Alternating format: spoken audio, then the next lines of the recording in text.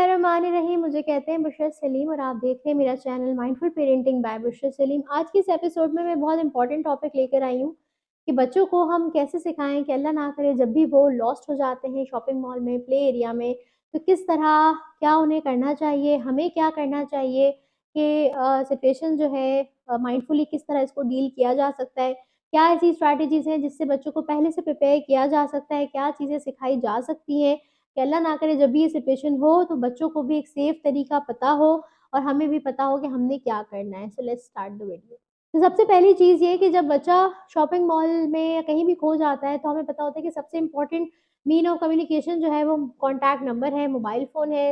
यानी कि बच्चे को फ़ोन नंबर का याद होना सबसे इम्पोर्टेंट है। तो सबसे आसान तरीका है कि अपने मोबाइल फ़ोन का आप एक सॉन्ग बना दें, ठीक है? 0330919366, that's my business number, you can contact. तो जब आप एक सॉन्ग बना देंगे और सॉन्ग को बार बार पढ़ेंगे तो बच्चा 2 साल का है, 2.5 साल का है, उसको नंबर रिकग्निशन अभी नहीं आती, लेकिन चूंकि आपने उसके साथ ये सॉन्ग बार बार पढ़ा होगा तो उसके लिए बड़ी आसान हो जाएगा इसको याद करना। दूसरी चीज़ आप ये कर सकते हैं कि नंबर को अपने रूम में कहीं भी लिख के बैनर पे लगा दें और फिर उसे पढ़ते जाएं, 0330919366। तो बच्चा जो है वो उसको ईजिली याद कर लेगा और नंबर रिकग्निशन की आहिस्ता-आहिस्ता होना स्टार्ट हो जाएगी। फिर कभी-कभी आपने उसको मोबाइल में अपना कीपैड खोल के दिया और बोला मामा का नंबर डायल करो, कभी आपने कैलकुलेटर दिया और बोला मामा का नंबर डायल करिए। ऑन एंड ऑफ आपने इसको याद दिलाते रहना है, रिमाइंड कराते रहना है और रिवाइज़ कराते रहना है। तो नंबर जब याद हो जाएगा, फिर आपने उसे बताना है कि जब भी आप कभी लॉस्ट हो जाओ शॉपिंग मॉल में, प्ले एरिया में, कहीं भी, तो आपको ये नंबर याद रखना है, ठीक है? तो आपने मेक श्योर करना है कि बच्चों को नंबर जो है वो याद होना चाहिए। दूसरी चीज़ ये करनी है, आपने बच्चों को ये बताना है कि जब भी आप लॉस्ट हो जाओ, आपने स्टैच्यू स्टिल होना है, आपने मूव नहीं करना, ठीक है? फिर आप रोल प्ले कर सकते हैं, चलो आओ रोल प्ले करते हैं, आप लॉस्ट हो गए, अब आप क्या करोगे? ठीक है? तो फिर आप बताइए मूव मामा मम्मा के बच्चे अमूमन मामा को ढूँढने कहाँ के कहाँ निकल जाते हैं, मामा वहीं ढूँढ रही होती है जहाँ उन्होंने खोया था। तो बच्चा मिल नहीं रहा होता और मामा भी पैनिक कर रही होती है, बच्चा भी पैनिक कर रहा होता है। इस सिचुएशन के लिए पैनिक की जो स्ट्रैटेजी वो भी मैं आपको बताती हूँ, लेकिन आपने जो है वो बच्चों को बताना है कि आपने स्टैच्यू स्टिल रहना है, आपने मूव नहीं करना, मामा खुद आपको ढूँढने आएँगी। तीसरी चीज़ आपने बच्चों को सिखानी है कि आपने मामा का नाम लेके मामा शाउट करना है, आपने मामा-मामा नहीं करना, बिकॉज़ मॉल्स में हर जगह बहुत बच्चे होते हैं, मामा-मामा कर रहे होते हैं, तो कोई उनको अटेंशन नहीं देता। आपने मामा का नाम लेके बोलना है, बुशरा मामा आई एम हियर, बुशरा मामा आई एम हियर, जो भी आपका नाम है, आपने बच्चों को बताना है कि आपने इस तरह मामा को बुलाना है जब भी आप लॉस्ट हो जाओ।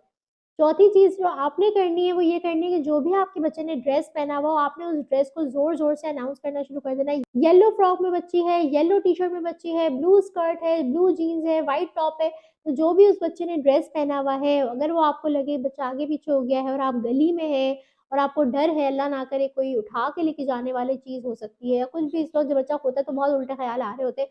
तो आपने कहीं भी सेफ साइड के तौर पे, अगर आप मॉल में भी हैं, तो सबसे आपने जो है वो ड्रेस उसका चीख-चीख के अनाउंस करना शुरू कर देना है। उससे क्या होगा कि एवरीबॉडी, आप तो ढूँढ ही रहे हैं, जिसको भी आपकी आवाज़ जा रही है, वो भी आपके बच्चे का ड्रेस कलर ढूँढना शुरू हो जाएँगे। और अल्लाह ना करे अगर किसी ने एक गलत इंटेंशन से आपके बच्चे को गोद में लिया भी होगा, तो वो फ़ौरन उसको छोड़ देगा क्योंकि उसे पता है कि अब सबकी नज़र उस पे आ सकती है। तो this is a very wise move कि आप बच्चे का ड्रेस कलर अनाउंस करना शुरू कर दें। फिर आपने बच्चे को ये बताना है कि अगर आपको मामा ना मिले और थोड़ी देर हो जाए, तो आपने ऐसी आंटी के पास जाना है जिसके पास बेबी हो ऑलरेडी और उनको मामा का नंबर बताना है। क्योंकि स्ट्रेंजर के पास जाए वो बिल्कुल भी सेफ नहीं हम कह सकते। तो ये थोड़ी-सी एक सेफ्टी की क्लू है कि जो जिस इंसान के पास अपना बच्चा होगा वो उसके अंदर रहमदिली होगी, वो समझ सकेगा कि बच्चा खो गया है तो उसकी माँ क्या दर्द महसूस कर रही होगी।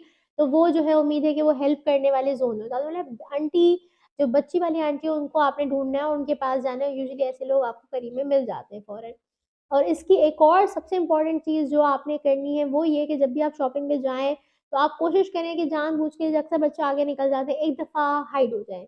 जब भी जाएँ एक दफ़ा हाइड हो जाएँ, उससे क्या होगा कि पहली दफ़ा बच्चा घबराएगा तो आपने फ़ौरन से सामने आ जाना है। दूसरी दफ़ा फिर आप उसे डिस्कस करेंगे पहली दफ़ा के बाद कि मामा तो हाइड हो गई थी और मामा देख रही थी, आपको याद है कि नहीं है? चलो अब नेक्स्ट टाइम जब मामा हाइड हो ना तो आपने मूव नहीं करना। मैं जब आप बार-बार ये चीज़ प्रैक्टिस करते रहेंगे तो जब रियल में ये चीज़ होगी तो बच्चे को जो है वो लगेगा कि आज आप अभी भी आप हाइड हुई हुई हैं और आप सामने आ जाएँगी, तो बहुत रिलैक्स रहेगा। उम्मीद है वीडियो पसंद आई होगी, लाइक करें, चैनल को सब्सक्राइब करें। Thank you so much.